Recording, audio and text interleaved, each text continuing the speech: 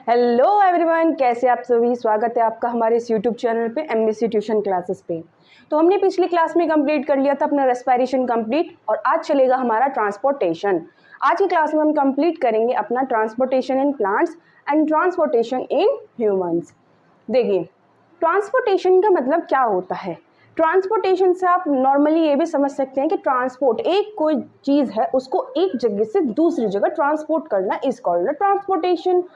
अब human body में transportation कैसे कैरी होता है, प्लांट बॉडी में ट्रांसपोर्टेशन कैसे कैरी होता है, कौन इनको करवाता है और क्या ट्रांसपोर्ट होता है। देखिए, ह्यूमन बॉडी की बात करें या फिर प्लांट बॉडी की बात करें, जो खाना उन्होंने पचाया है, जो खाना उन्होंने अपने शरीर के अंदर लिया है, अब उसको एक जगह ही तो पचाया है, एक जगह ही तो एब्जॉर्ब किया है। अब उस जगह से उसकी बॉडी के दूसरे पार्ट्स तक कैसे ले जाया जाए, यानी कि हमारा खाना केवल एक जगह एब्जॉर्ब हुआ है, एक जगह बना है। अब हमारे प्लांट्स की बात करें तो एक पत्ते पर खाना बना है, अब स्टेम को भी तो खाना चाहिए। अब स्टेम तक कैसे ट्रांसपोर्ट किया जाए, रूट को भी तो खाना चाहिए, रूट तक कैसे ट्रांसपोर्ट किया जाए। क्योंकि मैंने आपको न्यूट्रिशन में बताया था कि हमें एनर्जी मिलती ही फूड से है। अगर हमें एनर्जी नहीं मिलेगी तो हमारा कोई भी बॉडी पार्ट काम नहीं करेगा। अगर हम बात करें ह्यूमंस की, तो ह्यूमंस में जो हमारा खाना एब्जॉर्ब होता है वो इंटेस्टाइन में होता है, लेकिन इंटेस्टाइन से हमारे ब्रेन तक कैसे पहुँचे, हमारे हैंड्स तक कैसे पहुँचे, जो हमारे हैंड्स वर्क करें, उनको एनर्जी मिले वर्क करने के लिए। तो यही होता है ट्रांसपोर्टेशन, कि खाना जो हमने एक जगह खा के पचाया है उसको दूसरी जगह ट्रांसपोर्ट करना।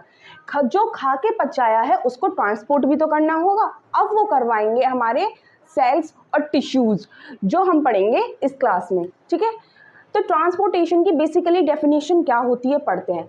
इन बायोलॉजी के में अगर ट्रांसपोर्टेशन की बात करें, क्योंकि ट्रांसपोर्टेशन का अगर हम दूसरा मीन पकड़ते हैं तो दूसरा मतलब भी निकल कर आता है। Transportation is a life process. Transportation एक हमारे जीवन की प्रक्रिया है जिसके बिना हम सर्वाइव नहीं कर सकते हैं। In which substance absorb to the one part of the body and transport to the other parts of the body। जहाँ पर सब्सटेंस बॉडी के एक पार्ट में एब्जॉर्ब होते हैं और दूसरे पार्ट में जाके एब्जॉर्ब होते हैं, दूसरे पार्ट में ट्रांसफर होते हैं। देखिए, ट्रांसपोर्टेशन इन प्लांट्स पढ़ेंगे, ट्रांसपोर्टेशन इन एनिमल अलग अलग पढ़ेंगे। देखिए, प्लांट्स का जो हम पढ़ेंगे बॉटनी में प्लांट्स का ट्रांसपोर्टेशन, वो इतना एग्जाम में नहीं पूछा जाता है, लेकिन जितना पूछा जाता है, जितना भी एग्जाम में प्लांट्स के बारे में पूछा जाता है उतना मैं आपको पढ़ाऊंगी। इसमें ट्रांसपोर्टेशन इन ह्यूमंस बहुत पूछा जाता है। ट्रांसपोर्टेशन इन ह्यूमंस का हार्ट बहुत पूछा जाता है, वीन्स, कैपिलरीज, बहुत सारी ये ब्लड के टाइप्स, ये बहुत सारी चीज़ें पूछी जाती हैं। तो ह्यूमंस पे ज़्यादा फोकस करेंगे, लेकिन प्लांट्स में जितना पूछा जाएगा मैं उतना आपको पढ़ाऊंगी। पढ़ते हैं ट्रांसपोर्ट इन प्लांट्स। अच्छा, प्लांट्स में ट्रांसपोर्ट कैसे और कहाँ कहाँ और क्या ट्रांसपोर्ट होता है। देखिए, मैंने आपको बताया था कि फोटोसिंथेसिस जो होती है वो लीव्स पे होती है, क्योंकि उसमें क्लोरोफिल प्रेजेंट होता है, सनलाइट ट्रैप करता है और वहाँ पे हमारी फोटोसिंथेसिस कंप्लीट होती है। फोटोसिंथेसिस के बाद क्या हो रहा है, फोटोसिंथेसिस के बाद हमारी ग्लूकोज की फॉर्मेशन होती है which is called a food of plant, जिसको हम प्लांट का खाना कहते हैं। अब वो खाना हमारा एक लीफ पे बन गया, तो वो रूट तक कैसे जाएगा, वो खाना हमारे स्टेम तक कैसे जाएगा और बहुत ऊपर की लीव्स तक कैसे जाएगा, उन लीव्स तक कैसे जाएगा जहाँ खाना बन ही नहीं पा रहा है, क्योंकि वहाँ इतनी सनलाइट नहीं है, वो शेडेड पार्ट में प्रेजेंट है। अब हमारे रूट ने वाटर एब्जॉर्ब किया, ठीक है, वाटर भी तो चाहिए उसको। अब वो वाटर ऊपर कैसे आएगा, वो वाटर लीव्स तक, स्टेम्स तक, upper part of the plants तक कैसे जाएगा, ठीक है। ये होता है ट्रांसपोर्ट इन प्लांट्स। देखिए, प्लांट्स के पास दो टाइप के टिश्यूज होते हैं जो हम कैरी करते हैं ट्रांसपोर्टेशन इन प्लांट्स। वो टिश्यूज होते हैं xylem and phloem. The plants have two type of conducting tissues called xylem and phloem. दो टाइप के टिश्यूज होते हैं। अच्छा, जाइलम का काम क्या होता है।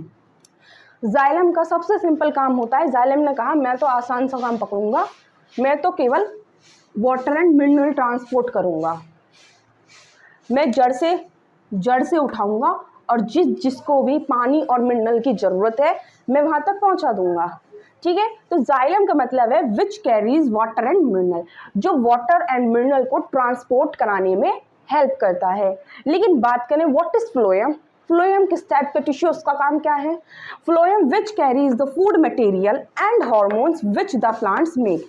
देखिए, प्लांट ने जो अपना खाना बनाया है प्लांट ने जो लीफ पे अपना खाना बनाया है उसको other parts of the plant तक पहुंचाना, और जो हार्मोन्स की फॉर्मेशन हो रही है, जैसे कि कुछ हार्मोन्स केवल स्टेम पे बनते हैं, कुछ हार्मोन्स केवल रूट पे बनते हैं, कुछ हार्मोन्स केवल upper part of the plant पे बनते हैं, ठीक है। तो उन हार्मोन्स को पूरे प्लांट्स में कैसे सर्कुलेट कराना है, ये काम होता है हमारे फ्लोएम का। तो फ्लोएम हमारा फूड मटेरियल और हार्मोन्स ट्रांसपोर्ट करने का काम करता है। अब इन दोनों टिश्यूज का जो प्रोसेस है उसको मैं डायग्रामेटिक रिप्रेजेंटेशन के थ्रू समझाऊंगी, क्योंकि बायोलॉजी जो है डायग्राम से समझ में आती है। डायग्राम से जितनी अच्छी तरीके से समझ में आ जाएगी उतनी थ्योरेटिकल समझ में नहीं आएगी, इसलिए मैं ज़्यादातर डायग्राम पे फोकस करती हूँ। देखिए, ये है ट्रांसपोर्टेशन इन प्लांट्स, ये एक स्टेम दी गई है, that is root and this is leave. अब इसमें क्या दिखाया गया है कि ये एक लीव है, यहाँ पर हमारी सनलाइट आ रही है, यानी कि कुल मिलाकर फोटोसिंथेसिस हो रही है। फोटोसिंथेसिस मैंने आपको समझा दिया है। फोटोसिंथेसिस होने से यहाँ पर फूड की फॉर्मेशन हो रही है। फूड यानी कि स्टार्च, जिस ग्लूकोज जो स्टार्च की फॉर्म में स्टोर हो रहा है।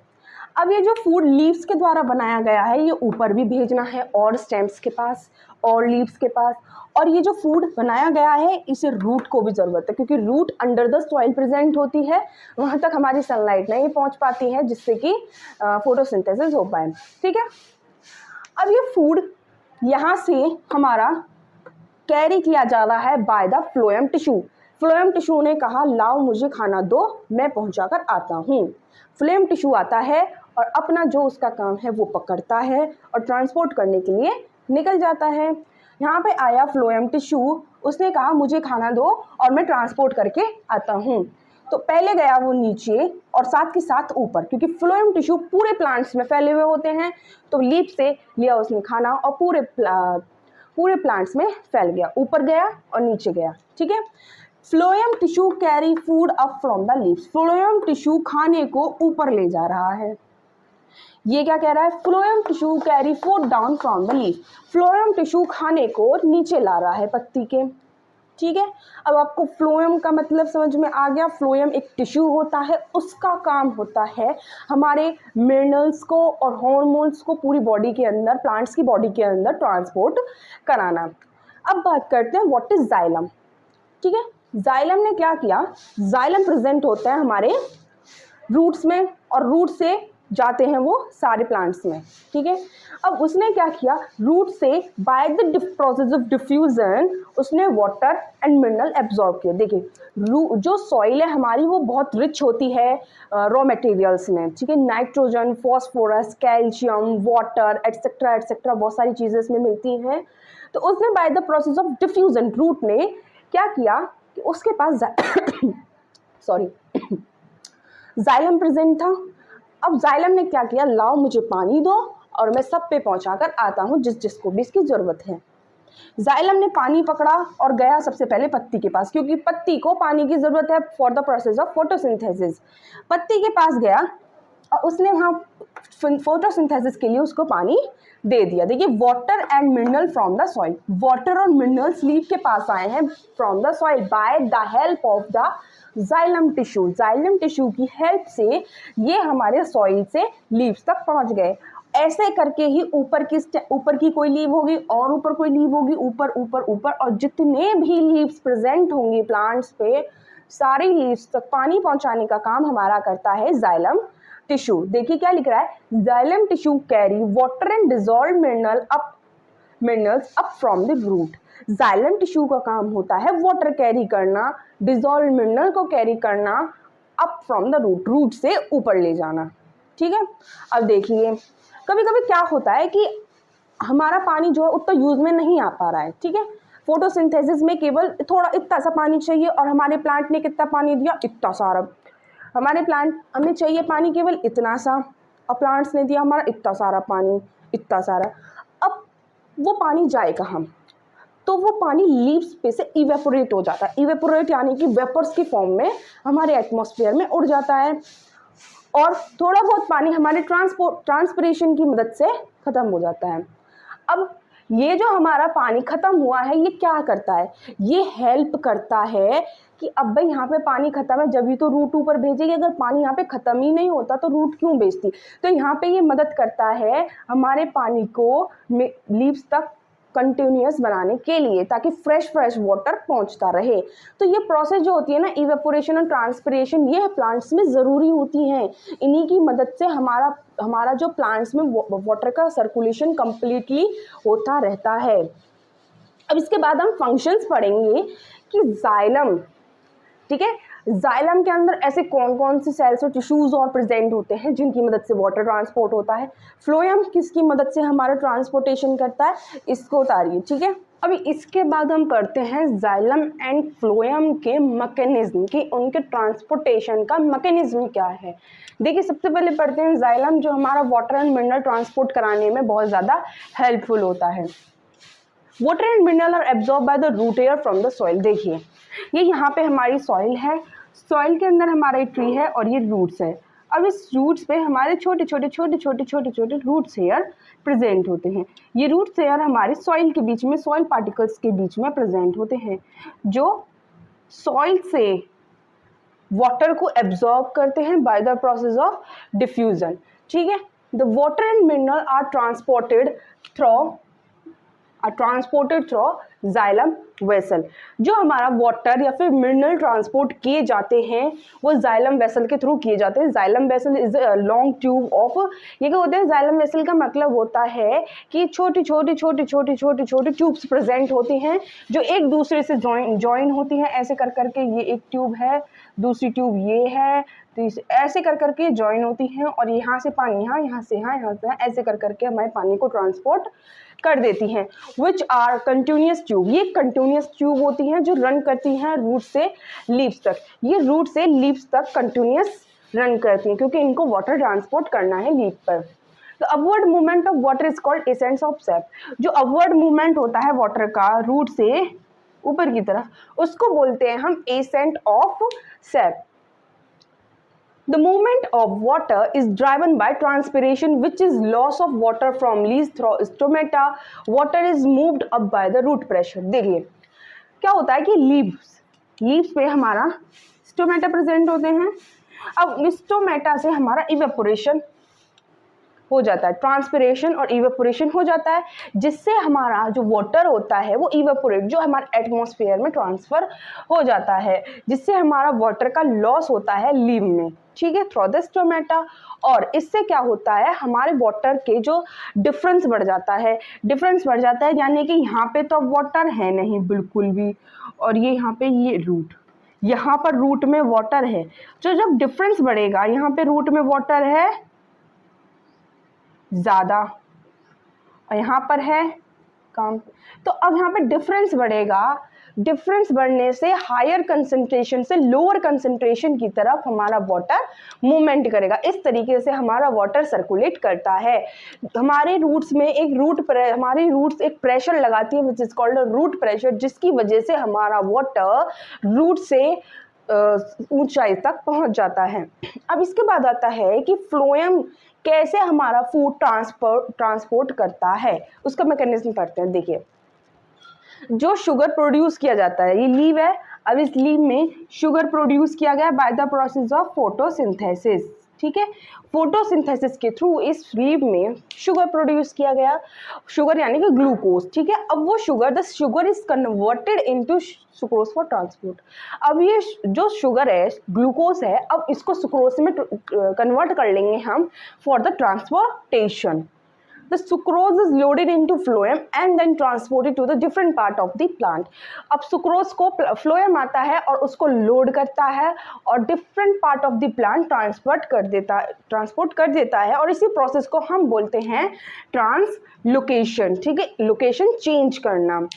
Transport of food by phloem is carried bye सीप ट्यूब। देखिए जैसे कि इसमें प्रेजेंट थी हमारी जाइलम वेसल, तो जाइलम वेसल एक लॉन्ग ट्यूब थी जो एक से दूसरी से तीसरी जुड़ी हुई थी, रूट से लेके to the other parts of the plant, ठीक है, लीव्स तक, और पानी पहुंचा रही थी। ऐसे ही सीप ट्यूब्स होते हैं। सीप ट्यूब्स क्या करते हैं, हमारे खाने को ट्रांसपोर्ट करते हैं by the help of the phloem tissue, ठीक है। इसके ट्रांसपोर्टेशन इन ह्यूमंस, देखिए जो ट्रांसपोर्टेशन इन ह्यूमंस में क्या होता है, सर्कुलेशन होता है पूरी बॉडी के अंदर, जितना भी मटेरियल हमारे बॉडी में एब्जॉर्ब हुआ है, यानी कि अगर एक जगह एब्जॉर्ब हुआ है तो वो पूरी बॉडी के अंदर सर्कुलेट किया जाएगा for the production of energy by the cell. तो इसलिए हम ह्यूमंस के ट्रांसपोर्टेशन सिस्टम को सर्कुलेटरी सिस्टम भी कहते हैं। तो सर्कुलेटरी सिस्टम जो होता है उसमें हार्ट होता है, ह्यूमन हार्ट, ब्लड होता है and networks of blood vessels, blood vessels का एक बहुत बड़ा नेटवर्क होता है। ठीक है, अब पढ़ते हैं हम, सबसे पहला कंपोनेंट पढ़ेंगे हम सर्कुलेटरी सिस्टम का, ब्लड। तो ये जो ब्लड होता है, blood is a special fluid that is actually connective tissue. Blood एक कनेक्टिव टिश्यू होता है, जो आपने क्लास 9th में पढ़ लिया होगा व्हाट इज कनेक्टिव टिश्यू। ठीक है, तो ब्लड एक कनेक्टिव टिश्यू होता है और ये लिक्विड फ्लूइड की फॉर्म में होता है। It help in a transportation, ये ट्रांसपोर्टेशन में हेल्प करता है। जो हमने खाना इंटेस्टाइन में एब्जॉर्ब किया था वो ब्लड स्ट्रीम में जाके एब्जॉर्ब हो गई, और वो ब्लड स्ट्रीम्स ब्लड फ्लो करता करता हमारे सारी बॉडी में उस फूड को ट्रांसफर कर दिया, which is pumped by the heart to the different part of the body after it come back again to the heart। देखिए जो ब्लड होता है उसको हमारे हार्ट के द्वारा पंप किया जाता है, पंप करता है जैसे हार्ट ब्लड को, तो वो हमारे पूरे बॉडी पार्ट्स में एकदम अचानक से फैल जाता है, जैसे कि ये पंप किया और फैल गया। ठीक है, और वो पूरे बॉडी पार्ट्स में फैल जाता है, और ब्लड के साथ ही हमारा जो खाना था, जो हमारी ऑक्सीजन थी, वो पूरी बॉडी में फैल जाती है, और जब उसको हमारी सेल्स यूज कर लेती हैं, अपना वेस्ट प्रोडक्ट ब्लड को दे देती हैं, और ब्लड उसे लेके दोबारा से हार्ट के पास आता है, ब्लड फिर पंप करता है, पंप करने के साथ ही वो ब्लड, वो जो हमारा वेस्ट प्रोडक्ट थे वो हमारी बॉडी के बाहर निकल आते हैं। ठीक है देखिए ब्लड के मेन कंपोनेंट्स, 4 मेन कंपोनेंट्स होते हैं। फर्स्ट इज प्लाज्मा, इरिथ्रोसाइट्स जिसे हम रेड ब्लड सेल भी कहते हैं। आपको ज्यादातर आरबीसी सुनने के लिए मिलेगा, रेड ब्लड सेल। इरिथ्रोसाइट्स कब सुनने के लिए मिलेगा, ल्यूकोसाइट्स या फिर व्हाइट ब्लड सेल डब्ल्यूबीसी, इसमें भी व्हाइट ब्लड सेल ज्यादा सुनने के लिए मिलेगा और ल्यूकोसाइट्स कम सुनने के लिए मिलेगा। है एक ही चीज, लेकिन 2-2 3-3 नाम दिए गए हैं एक ही चीज के। ठीक है, and the last part of the blood is platelets. इन 4 चीजों से मिलकर ही बनता है हमारा ब्लड। ब्लड को देखिए, ब्लड क्या सोचते हैं कुछ लोग, छोटे बच्चे क्या सोचते हैं कि ब्लड अलग है, आरबीसी अलग है, डब्ल्यूबीसी अलग है, प्लेटलेट्स अलग है, प्लाज्मा अलग है, यानी कि ब्लड से अलग चीज। लेकिन अब एक चीज समझिए, आप नींबू पानी बना रहे हैं, तो आपने एक ग्लास लिया, ठीक है, ग्लास लिया, उसमें कंप्लीट नींबू पानी है, वो नींबू पानी हमारा ब्लड है, वो कंप्लीट जो नींबू पानी प्रिपेयर्ड है वो हमारा ब्लड है। उसमें जो हमने वाटर डाला, वाटर है हमारा प्लाज्मा। उसमें जो हमने चीनी डाली जिसके बिना टेस्ट ही नहीं है, शुगर, वो है हमारा आरबीसी। उसमें जो हमने नींबू डाला जो एज अ सिट्रिक एसिड की तरह, ठीक है, तो वो हमारा डब्ल्यूबीसी है। और जो हमने काला नमक डाला जिससे हमारी बॉडी को बहुत ज्यादा हेल्प मिलती है, वो है हमारा प्लेटलेट्स। देखिए मैंने एग्जांपल कितना अच्छा दिया है, बिल्कुल फिट बैठ रहा है। Plasma water, RBC sugar, WBC नींबू, और प्लेटलेट्स इज काला नमक। अगर आप इन सबके फंक्शंस जानते हैं और डब्ल्यूबीसी आरबीसी जो मैं आपको पढ़ाऊंगी, तो आप इससे रिलेट कर पाएंगे अच्छे तरीके से, और आपके दिमाग में फिट हो जाएगा कि ब्लड की फॉर्मेशन 4 कंपोनेंट से मिलकर कैसे होती है। देखिए सबसे पहले पढ़ते हैं हम प्लाज्मा। What is plasma?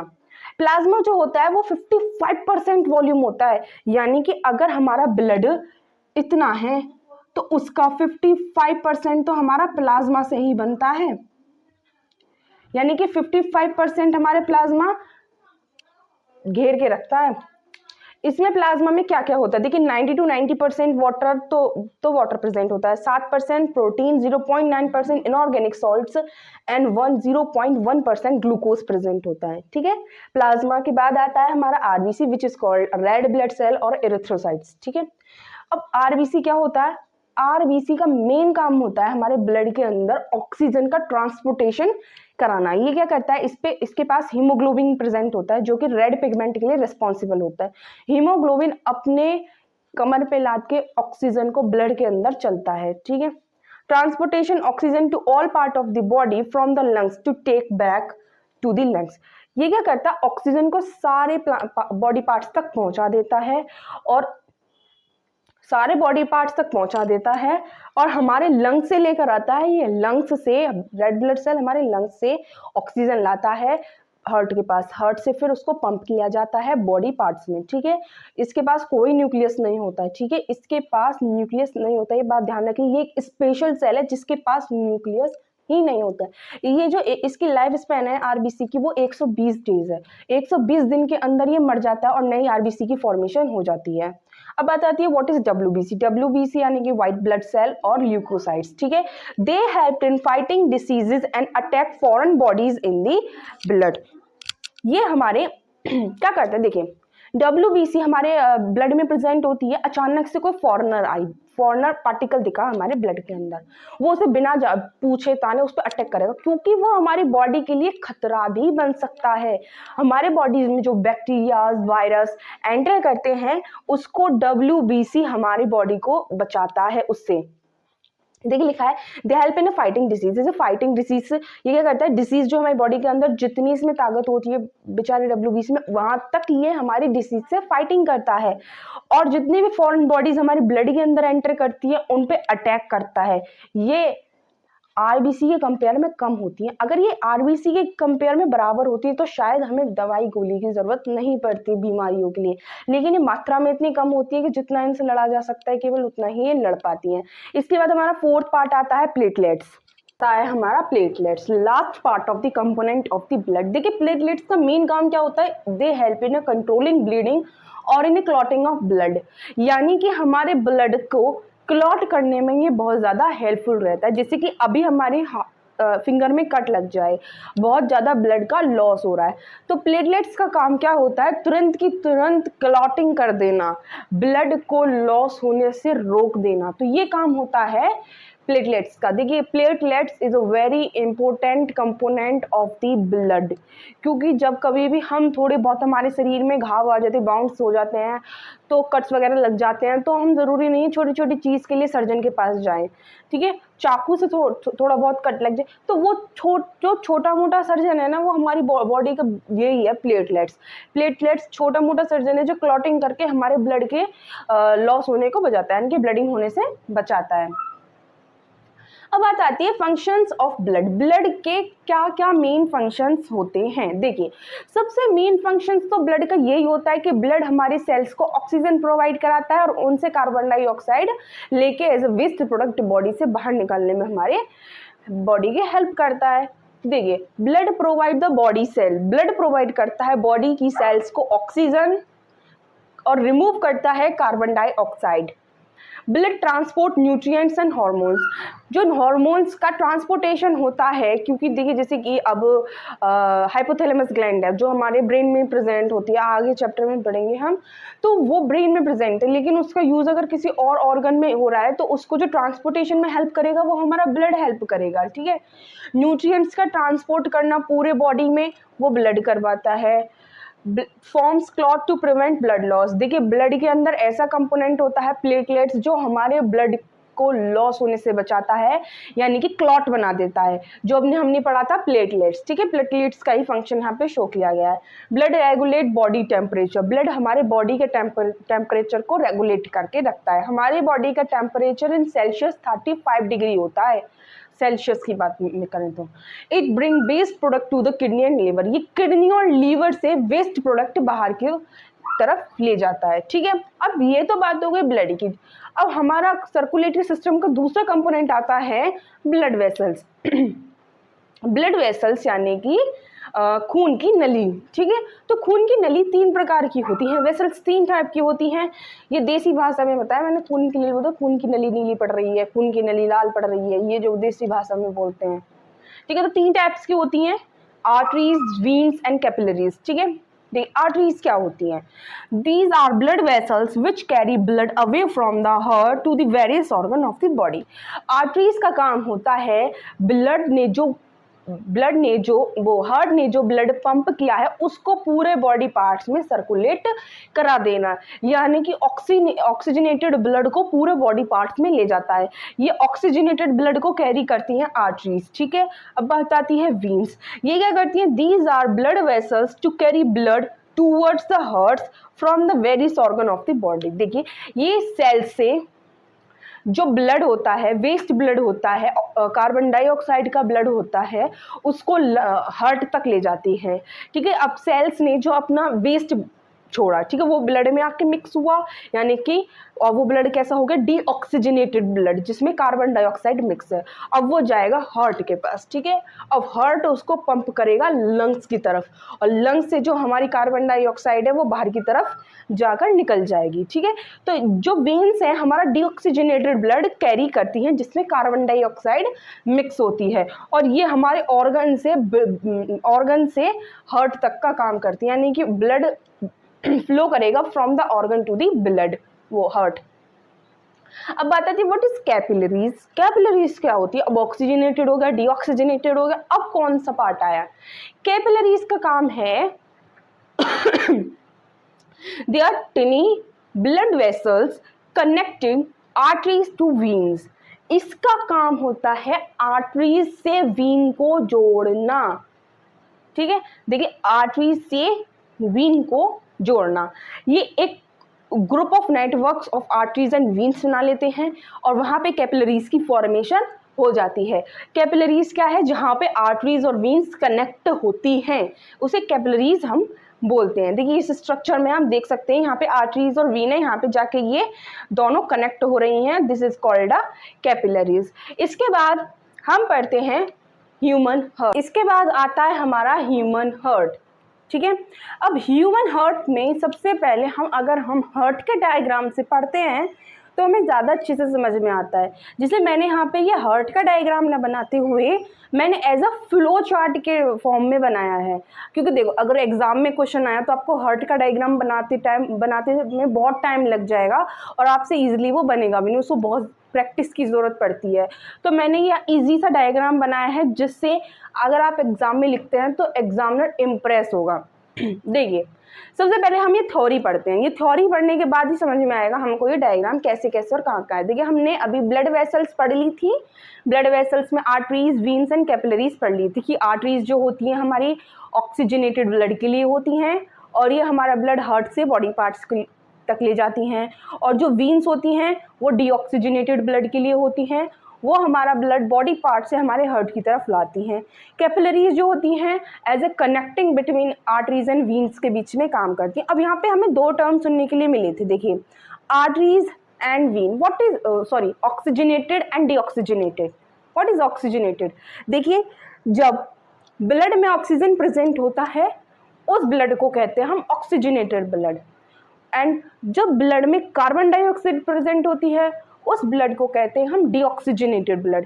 यही होता है ऑक्सीजनेटेड एंड डीऑक्सीजनेटेड ब्लड। बात करते हैं the heart is the central organ of pumping the blood through out the body. Blood को पंप करने के लिए जो सबसे इंपॉर्टेंट ऑर्गन होता है वो होता है हमारा human heart. Heart is made up of a strong cardiac muscle. जो हमारा हार्ट बना होता है स्ट्रॉन्ग कार्डियक मसल से मिलकर बना होता है।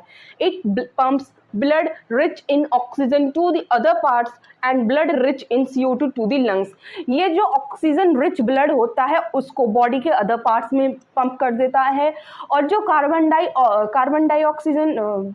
डाइऑक्साइड में रिच होता है ब्लड उसको अदर पार्ट से लंग्स की तरफ ट्रांसपोर्ट कर देता है।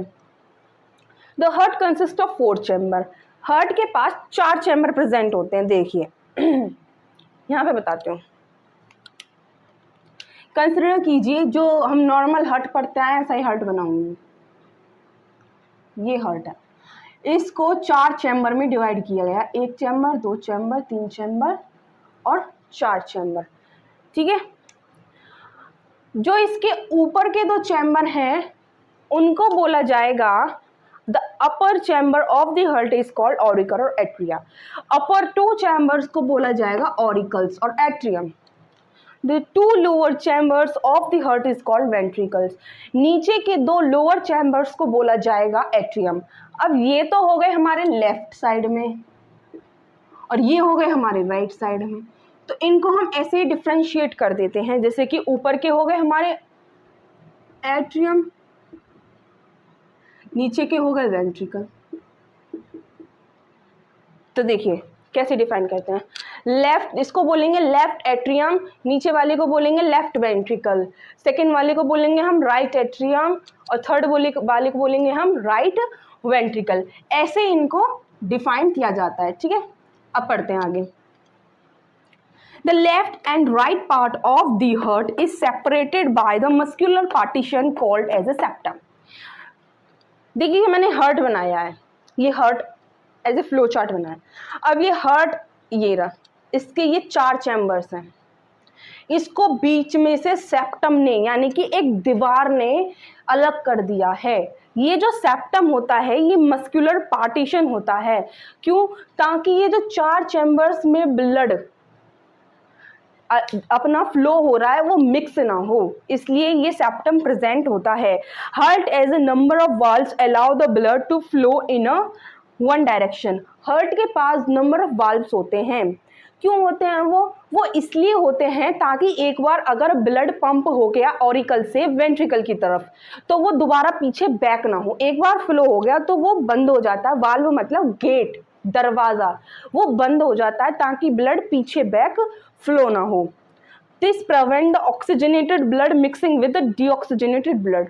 सेप्टम वाल्व का काम होता है कि ऑक्सीजनेटेड ब्लड डीऑक्सीजनेटेड ब्लड से मिक्स ना हो जाए, ये इसका काम होता है, ठीक है। अब मैं डायग्राम से आपको समझाऊंगी ये क्या चीज़ है और कैसे एक्सप्लेन करते हैं। देखिए मैंने ये जो स्क्वायर शेप में बनाया है ये बेसिकली मैंने हार्ट बनाया है। वैसे तो हार्ट की स्ट्रक्चर बहुत कॉम्प्लेक्स है पर मैंने इसे सिंपली बनाया है हार्ट। ये circulatory system of human heart है, ठीक है। अब हार्ट में हमने पढ़ा 4 चैम्बर्स होते हैं, 1, 2 and 3 and 4, 1, 2, 3, 4, 5, 6, ठीक है। 4 चैम्बर्स होते हैं, 1, 2, 3, 4। First is right atrium, second is left atrium, right ventricle and left ventricle, ठीक है। 4 सेप्टम हो गए।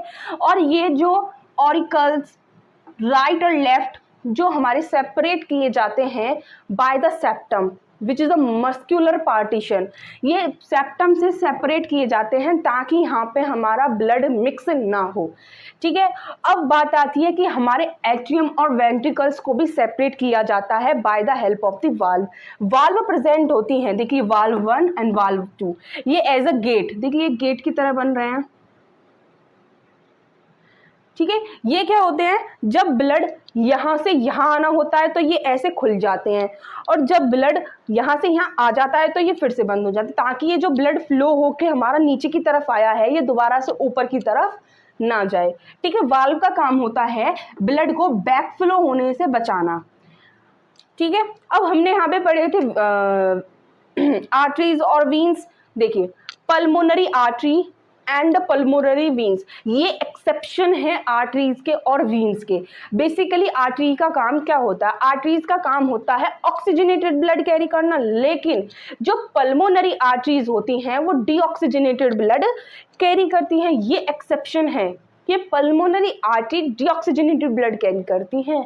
ऐसे ही वीन्स का काम होता है डीऑक्सीजनेटेड ब्लड कैरी करना, लेकिन जो पल्मोनरी वीन्स होती हैं वो ऑक्सीजनेटेड ब्लड कैरी करती हैं, ये वीन्स का एक्सेप्शन है, ठीक है।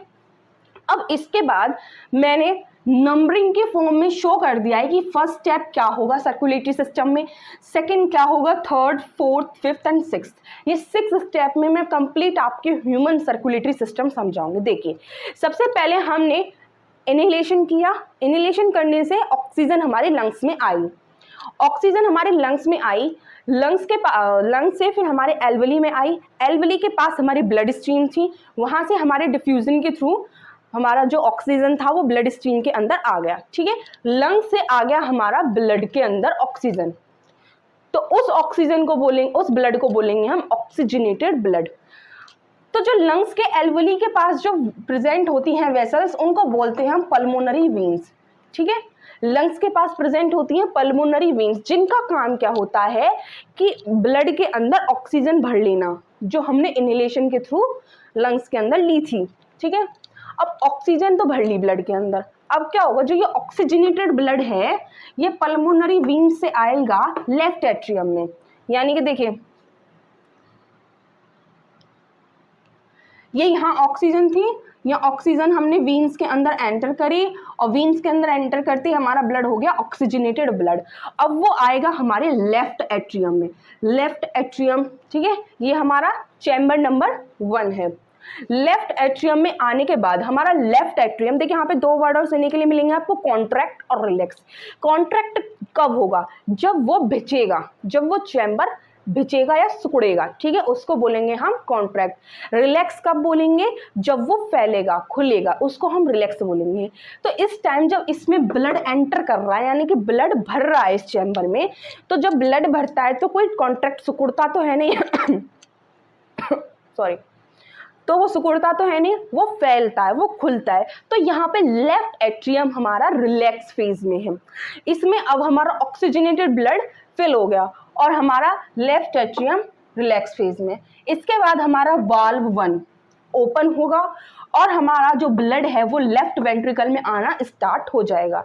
जब ब्लड हमारा लेफ्ट वेंट्रिकल में आएगा तो जो हमारा लेफ्ट एट्रियम था, जो पहले रिलैक्स फेज में था, यानी कि आरामदायक फेज में था, अब वो कॉन्ट्रैक्ट करेगा। क्योंकि देखिए जब कोई चीज सिकुड़ेंगे जब तो उससे बाहर निकलेगी। कंसिडर कीजिए मेरे इस हाथ में बहुत सारे गेहूं हैं, तो जब मैं उसको भींचूंगी अपने हाथ को, जब भी तो मेरे हाथ में से गेहूं निकलेंगे, अगर मैं फैलाऊंगी तो भरेंगे।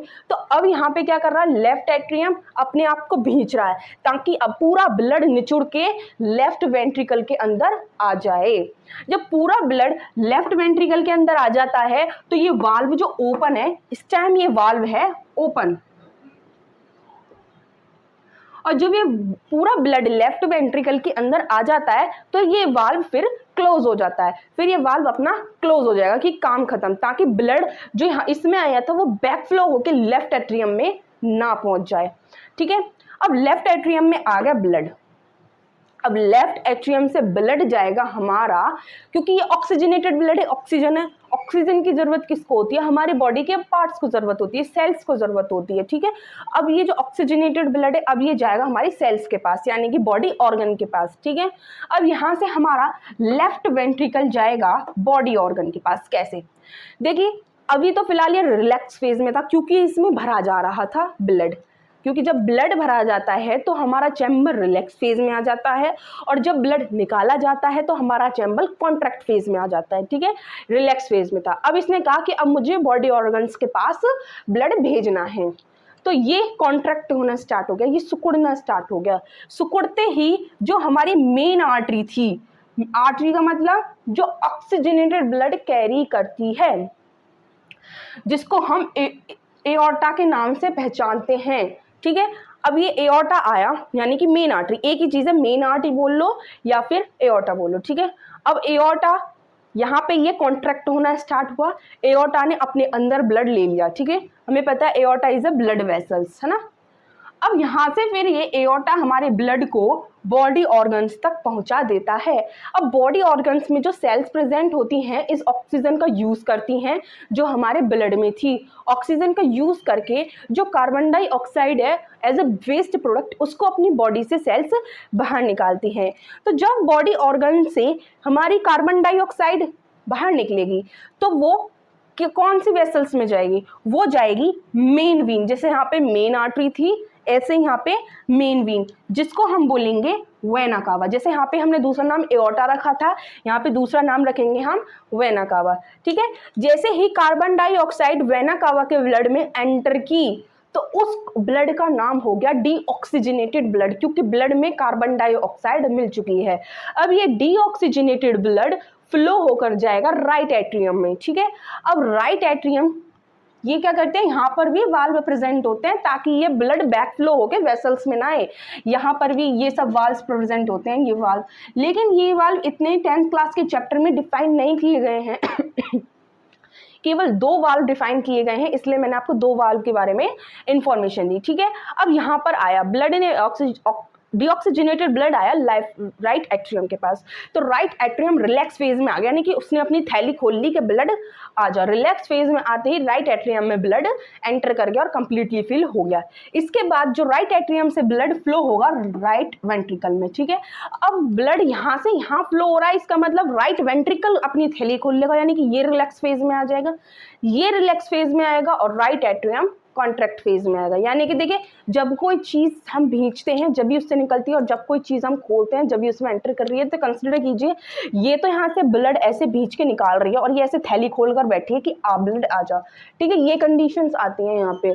और जब राइट वेंट्रिकल में आ जाएगा बाय द वाल्व 2, आते ही वाल्व कंप्लीटली आ गया, वाल्व 2 अपना क्लोज हो जाएगा कि खत्म काम, ताकि बैक फ्लो ना हो ब्लड का, डीऑक्सीजनेटेड ब्लड का, ठीक है। अब यहां से क्या होगा, अब राइट वेंट्रिकल में जो हमारा डीऑक्सीजनेटेड ब्लड था, डीऑक्सीजनेटेड यानी कि कार्बन डाइऑक्साइड वाला ब्लड, अब ये कार्बन डाइऑक्साइड हमें लंग्स तक पहुंचानी है। तो लंग्स तक पहुंचाने के लिए हमारी काम आएंगी पल्मोनरी आर्टरीज। ये पल्मोनरी आर्टरीज में अब क्या होगा, पल्मोनरी आर्टरीज है, ये पल्मोनरी आर्टरीज है और ये है हमारा राइट वेंट्रिकल, ठीक है। ये पल्मोनरी आर्टरी है और ये है मेरा राइट वेंट्रिकल। अब ये राइट वेंट्रिकल कॉन्ट्रैक्ट करेगा और ब्लड एंटर कर जाएगा हमारा पल्मोनरी आर्टरी में, ठीक है, डीऑक्सीजनेटेड ब्लड। अब ये कॉन्ट्रैक्ट किया और ब्लड हमारा आ गया पल्मोनरी आर्टरीज में। देखिए ये कंडीशन होती है, ये ऐसे करता रहता है, ठीक है। अब पल्मोनरी आर्टरीज में हमारा डीऑक्सीजनेटेड ब्लड जाएगा लंग्स के पास, और लंग्स के पास जाते ही ये ब्लड हमारा ट्रांसफर हो जाएगा to the outside of the body, ठीक है। ये जो हमारी कार्बन डाइऑक्साइड है to the outside of the body transfer हो जाएगी। तो ये प्रोसेस है, इसमें पल्मोनरी आर्टरीज और वेन्स का ध्यान रखना है, इसमें कंफ्यूज नहीं होना है, क्योंकि ये डीऑक्सीजनेटेड ब्लड कैरी करती है, ये ऑक्सीजनेटेड ब्लड कैरी करती है। अभी आपको ये प्रोसेस समझ में आ गई होगी। देखिए इस तरीके से हमारा ब्लड करता है। ये फिलहाल उस टाइम खुला है जब यहाँ पे ब्लड आया, आ गया, इसमें आ गया। अब इसमें आने से इसके बाद आएगा इसमें, तो ये ऐसे भिज जाएगा और ये अपनी मुट्ठी खोल लेगा, ठीक है। अब इसमें आ गया, अब इसमें से जाएगा हमारे पल्मोनरी आर्टरी में। तो pulmonary artery, this is pulmonary artery, और ये हमारे right ventricle contracts and then blood enter into the pulmonary artery and the pulmonary artery reach to the lungs and the carbon dioxide moves out from the body, okay. अब इसके बाद हमारे कुछ छोटे छोटे टर्म्स रह जाते हैं, जैसे कि heart beat, pulse, blood pressure, lymphatic vessels रह गई हैं अभी, जो मोस्ट इंपोर्टेंट है, और नेक्स्ट उसको पढ़ाएंगे हम, ठीक है। इसको उतार लीजिए। देखिए इसके बाद आता है हमारा हार्ट बीट। हार्ट बीट क्या होता है, हमारी हार्ट का complete relaxation and contraction in one time is called a heart beat. हमारा जो दिल 1 मिनट में 70 से 72 बार धड़कता है। हार्ट बीट है हमारी 70 to 72 पर मिनट। इसके बाद आता है हमारा pulse, the expansion of N artery each time.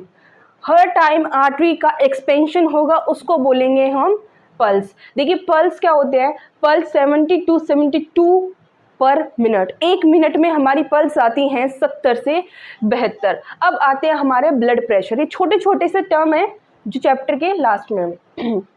Blood pressure, the pressure at which blood is pumped around the heart is called a blood pressure. अब देखिए हमारे हार्ट ने पूरे ऑर्गन्स को, पूरे बॉडी पार्ट्स को ब्लड तो दे दिया, लेकिन उसको भी तो ब्लड की ज़रूरत है। तो हार्ट के और पास भी हमारे ब्लड का सर्कुलेशन होता है। तो वो जो कंप्लीट एक बार हमारा सर्कुलेशन होता है, जो कंप्लीट एक बार blood is pumped around the heart, एक बार ब्लड अराउंड हार्ट पंप हो जाता है, उसको बोलते हैं ब्लड प्रेशर। अब ब्लड प्रेशर आपने सुना होगा, हाई ब्लड प्रेशर और लो ब्लड प्रेशर। तो हाई ब्लड प्रेशर को कहते हैं हम इन बायोलॉजी के टर्म में सिस्टोलिक प्रेशर, और लो ब्लड प्रेशर को कहते हैं हम डायस्टोलिक प्रेशर, ठीक है। अब सिस्टोलिक और डायस्टोलिक प्रेशर में क्या होता है, ब्लड का प्रेशर बहुत हाई होता है या ब्लड का प्रेशर बहुत लो होता है। देखिए sorry, the maximum pressure at which blood leave the heart, सबसे ज्यादा मतलब जितना प्रेशर हार्ट को दिया जाए उतने प्रेशर में ब्लड से हार्ट रिलीज हुआ, लीव किया उसने हार्ट को through the main artery aorta, यानी कि ब्लड हार्ट से मैक्सिमम प्रेशर से बाहर निकला है और हमारे एओर्टा में एंटर कर गया, ठीक है। इसको बोलते हैं हम सिस्टोलिक प्रेशर। अब आता है डायस्टोलिक यानी कि लो blood pressure. The minimum pressure in which arteries during the relaxation phase of the heart is called diastolic pressure. Minimum pressure हो जब आर्टरीज के अंदर, यानी कि आर्टरीज आप समझ गए, आर्टरीज के अंदर जब मिनिमम प्रेशर हो, यानी कि यहाँ पे तो जो ब्लड हार्ट के बाहर निकाला गया है मैक्सिमम प्रेशर पे निकाला गया है, लेकिन डायस्टोलिक प्रेशर में बहुत कम प्रेशर के साथ हार्ट से निकाला जाएगा, मिनिमम प्रेशर रहेगा आर्टरीज में।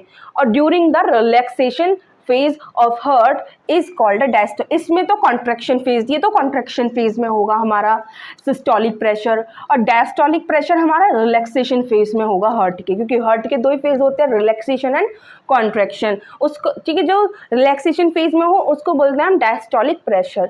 जो नॉर्मल ह्यूमन बॉडी का डायस्टोलिक और सिस्टोलिक प्रेशर होता है वो क्या होता है, सिस्टोलिक प्रेशर होता है 120 mmHg और डायस्टोलिक प्रेशर होता है 80 mmHg। इसको हम इस तरीके से लिखते हैं 120/80, इसको high blood pressure and low blood pressure. ठीक है, अगर इससे नीचे जाता है तो लो ब्लड प्रेशर, अगर इससे ऊपर आता है तो हाई ब्लड प्रेशर। लेकिन ये एज के साथ चेंज होते रहते हैं, जैसे जैसे ह्यूमन की एज बढ़ती है ये चेंज हो जाते हैं। ठीक है, अब बात आता है ब्लड प्रेशर मेजर कैसे करें कि हमारा ब्लड हाई प्रेशर हाई है या ब्लड प्रेशर लो है। देखिए, ये मेजर किया जाता है स्फैग्मोमैनोमीटर से। स्फैग्मोमैनोमीटर, ठीक है, ये थोड़ी सी बड़ा है तो इसे अच्छी तरह से स्पेलिंग इसकी याद कर लीजिएगा। स्फैग्मोमैनोमीटर, ब्लड प्रेशर इससे मेजर किया जाता है। तो हमारा transportation in plants and transportation in human यहीं पे कंप्लीट होता है। अगर आपको ये वीडियो पसंद आई हो तो हमारी इस वीडियो को प्लीज़ लाइक कीजिए और इस चैनल को सब्सक्राइब कीजिए और शेयर कीजिए जिन तक हमारी वीडियोस नहीं पहुंच पा रही हैं। और हंसते रहिए, पढ़ते रहिए। Thank you.